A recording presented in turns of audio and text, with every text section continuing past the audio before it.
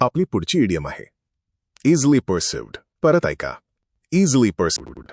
याचं English meaning obvious, apparent, एव्हिडेंट. तसेच याचा सोपा मराठी अर्थ सांगायचा तर सहज लक्षात येणारे, उघड. ही इडियम लक्षात कशी ठेवायची? परसिव्ह म्हणजे आकलन होणे किंवा लक्षात येणे. जी गोष्ट मेंदूला किंवा डोळ्यांना इझिली म्हणजेच सहज समजते ती गोष्ट लपलेली नसते, तर ती ऑब्व्हियस म्हणजेच स्पष्ट असते. म्हणून लक्षात ठेवा, इझिली परसिव्ड या इडियमचा इंग्लिश मिनिंग आहे ऑब्व्हियस, अपरंट, एव्हिडंट. आपली पुढची इडियम आहे लॅक ऑफ मोटिवेशन. परत ऐका, लॅक ऑफ मोटिवेशन. याचं इंग्लिश मिनिंग अपॅथी, डिमोटिवेशन, इंडिफरन्स. तसेच याचा सोपा मराठी अर्थ सांगायचा तर प्रेरणेचा अभाव, काम करण्याची इच्छा नसणे. ही इडियम लक्षात कशी ठेवायची? मोटिवेशन म्हणजे प्रेरणा, जी आपल्याला पुढे ढकलते म्हणजेच मोटिव्ह, आणि लॅक म्हणजे कमतरता. जेव्हा आतून कोणतीही ऊर्जा उरत नाही तेव्हा उदासीनता म्हणजेच अपॅथी येते. म्हणून लक्षात ठेवा, लॅक ऑफ मोटिवेशन या इडियमचा इंग्लिश मिनिंग आहे अपॅथी, डिमोटिवेशन, इंडिफरन्स. आपली पुढची इडियम आहे आउट ऑफ द क्वेश्चन. परत ऐका, आउट ऑफ द क्वेश्चन. याचा English meaning impossible, uncertain, unlikely to happen. तसेच याचा सोपा मराठी अर्थ सांगायचा तर अशक्य, विचार करण्याच्याही पलीकडचे. ही इडियम लक्षात कशी ठेवायची? एखादी गोष्ट इतकी अशक्य असते की ती गोष्ट करूया का असा प्रश्नच म्हणजेच क्वेश्चन उद्भवत नाही, म्हणजेच आउट ऑफ. उदाहरणादाखल मी चंद्र विकत घेऊ का हे आउट ऑफ द क्वेश्चन म्हणजेच अशक्य आहे. म्हणून लक्षात ठेवा, आउट ऑफ द क्वेश्चन या इडियमचा इंग्लिश मिनिंग आहे impossible, uncertain, unlikely to happen. आपली पुढची इडियम आहे आउट ऑफ क्वेश्चन. परत ऐका, आउट ऑफ क्वेश्चन. याचा English meaning certain, likely, undoubtedly. तसेच याचा सोपा मराठी अर्थ सांगायचा तर निश्चित, ज्याबद्दल शंका घेण्यास जागा नाही. ही इडियम लक्षात कशी ठेवायची? लक्ष द्या, आउट ऑफ द क्वेश्चन म्हणजे अशक्य, पण आउट ऑफ क्वेश्चन म्हणजेच द शिवाय म्हणजे ज्यावर प्रश्न उभा राहू शकत नाही अशी निश्चित म्हणजेच सर्टन गोष्ट. हा आयोगाचा आवडता फसवणारा प्रश्न आहे. म्हणून लक्षात ठेवा, आउट ऑफ क्वेश्चन या इडियमचा इंग्लिश मिनिंग आहे सर्टन, लाइकली, अनडाउटेडली. आपली पुढची इडियम आहे पॉइंट ब्लँक. परत ऐका, पॉइंट ब्लँक. याचा English meaning directly, bluntly, without any hesitation, straight forward. तसेच याचा सोपा मराठी अर्थ सांगायचा तर थेट, सरळ, स्पष्टपणे, अवघड करून न सांगता. ही इडियम लक्षात कशी ठेवायची? बंदुकीची गोळी जेव्हा एकदम जवळून म्हणजेच पॉइंट ब्लँक रेंजमधून झाडली जाते तेव्हा ती थेट आणि सरळ लागते. तसेच एखादे बोलणे जेव्हा पॉइंट ब्लँक असते तेव्हा ते स्पष्ट, थेट आणि तोंडावर असते. म्हणून लक्षात ठेवा, पॉइंट ब्लँक या इडियमचा इंग्लिश मिनिंग आहे directly, bluntly, without any hesitation, straight forward. आपली पुढची इडियम आहे अ फिंगर इन एव्हरी पाय. परत ऐका, a finger in every pie. याचा English meaning to have interest in everything, to be involved in many different activities. तसेच याचा सोपा मराठी अर्थ सांगायचा तर सर्व गोष्टीत भाग घेणारा, नाक खूप असणारा. ही इडियम लक्षात कशी ठेवायची? पाय म्हणजेच केकसारखा पदार्थ. जर कोणी समोर ठेवलेल्या प्रत्येक पायमध्ये आपले बोट म्हणजेच फिंगर घालून चव बघत असेल तर त्याचा अर्थ तो माणूस प्रत्येक गोष्टीत आपला सहभाग किंवा ढवळाढवळ करत आहे. म्हणून लक्षात ठेवा, a finger in every pie या इडियमचा इंग्लिश मिनिंग आहे to have interest in everything, to be involved in many different activities. आपली पुढची इडियम आहे क्लाइम डाऊन. परत ऐका, क्लाइम डाऊन.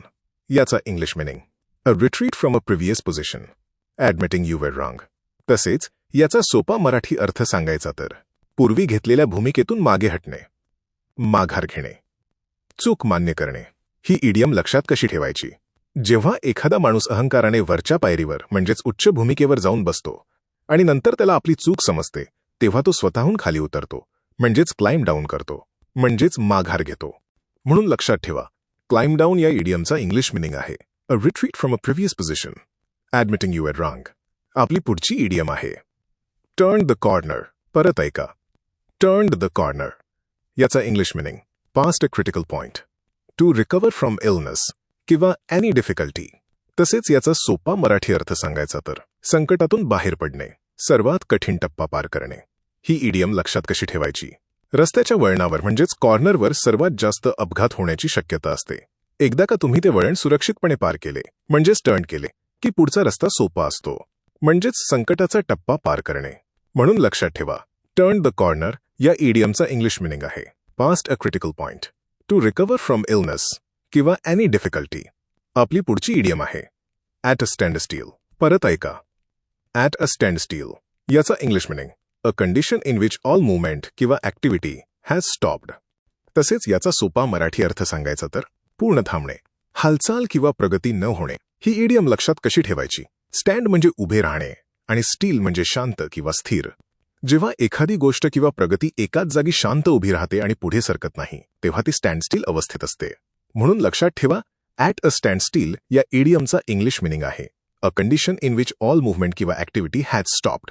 आपली पुढची इडियम आहे रेड टेप. परत ऐका, रेड टेप याचा English meaning over use of rules, formalities in administration, Fabian policy. तसेच याचा सोपा मराठी अर्थ सांगायचा तर फापटापसारा, कागदी कारभार, अनावश्यक नियमांचा बोजा, कामात दिरंगाई. ही इडियम लक्षात कशी ठेवायची? जुन्या काळी सरकारी फाईल्सना लाल फीत म्हणजेच रेड टेप बांधून ठेवली जायची. ती लाल फीत सोडायला आणि फाईल पुढे सरकायला खूप वेळ लागायचा. यावरून सरकारी कामातील दिरंगाई हा अर्थ रूढ झाला. म्हणून लक्षात ठेवा, रेड टेप या इडियमचा इंग्लिश मिनिंग आहे over use of rules, formalities in administration, Fabian policy. आपली पुढची इडियम आहे टू कूल वन्स हील्स. परत ऐका, टू कूल वन्स हील्स याचा इंग्लिश मिनिंग टू वेट किंवा बी केप्ट वेटिंग. तसेच याचा सोपा मराठी अर्थ सांगायचा तर एखाद्याला थांबवून ठेवणे, एखाद्या गोष्टीची वाट बघत राहणे. ही इडियम लक्षात कशी ठेवायची? जेव्हा तुम्ही कोणाची तरी खूप वेळ वाट बघता तेव्हा उभे राहून तुमचे तळपाय म्हणजेच हील्स गरम होतात आणि शेवटी कंटाळून तुम्ही कुठेतरी बसता जेणेकरून तुमचे हील्स कूल म्हणजेच थंड होतील, म्हणजेच वाट पाहत बसणे.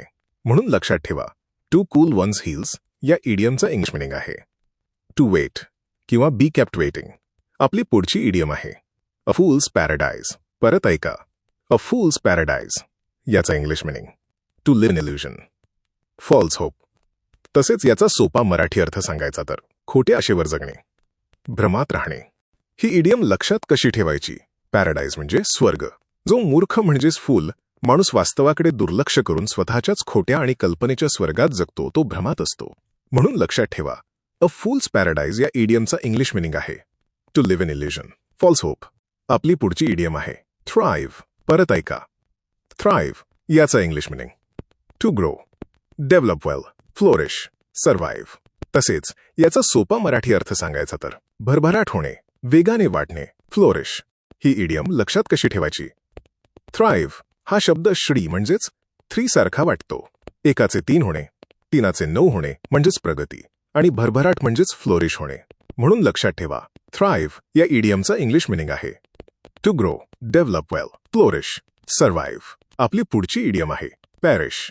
परत ऐका, पॅरिश याचा English meaning to die, specially in a violent किंवा untimely manner, to be destroyed. तसेच याचा सोपा मराठी अर्थ सांगायचा तर मृत्यू होणे, नष्ट होणे. ही इडियम लक्षात कशी ठेवायची? पॅरिशेबल गुड्स म्हणजे नाशवंत वस्तू. उदाहरणादाखल टोमॅटो, ज्याचा नाश किंवा मृत्यू होतो तो पॅरिश होतो. म्हणून लक्षात ठेवा, पॅरिश या इडियमचा इंग्लिश मिनिंग आहे to die, specially in a violent किंवा untimely manner, to be destroyed. आपली पुढची इडियम आहे सकंब. परत ऐका, सकंब याचा English meaning to give way to superior force, to yield, to die from disease.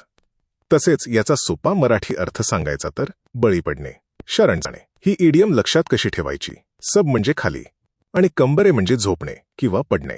एखाद्या मोठ्या आजारासमोर किंवा ताकदीसमोर हात टेकणे आणि बळी पडणे म्हणजेच सकंब.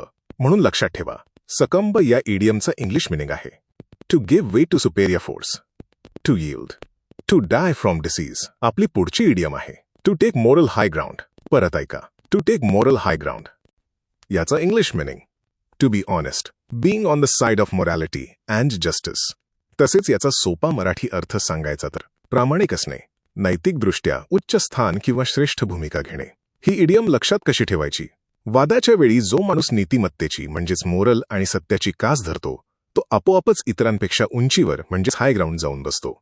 म्हणून लक्षात ठेवा, to take moral high ground या इडियमचा इंग्लिश मिनिंग आहे to be honest, being on the side of morality and justice. आपली पुढची इडियम आहे हार्ड प्रेस्ड. परत ऐका, हार्ड प्रेस्ड. याचा English meaning in difficulty, under pressure. तसेच याचा सोपा मराठी अर्थ सांगायचा तर अडचणीत असलेला, दबावाखाली असलेला. ही इडियम लक्षात कशी ठेवायची? जेव्हा सर्व बाजूने तुमच्यावर जबाबदाऱ्यांचा कठोर दबाव म्हणजेच हार्ड प्रेस पडतो, तेव्हा तुम्ही संकटात किंवा अडचणीत असता.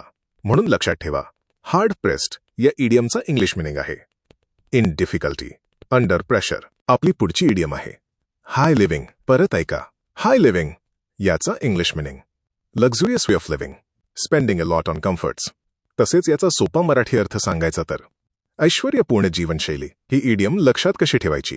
हाय म्हणजे उच्च दर्जाचे, ज्याचे राहणीमान, गाड्या आणि खर्च अतिशय उच्च म्हणजेच हाय दर्जाचे असतात, तो हाय लिव्हिंग जगतो. म्हणून लक्षात ठेवा, हाय लिव्हिंग या इडियमचा इंग्लिश मिनिंग आहे luxurious way of living, spending a lot on comforts. आपली पुढची इडियम आहे हाय हँडेड. परत ऐका, हाय हँडेड.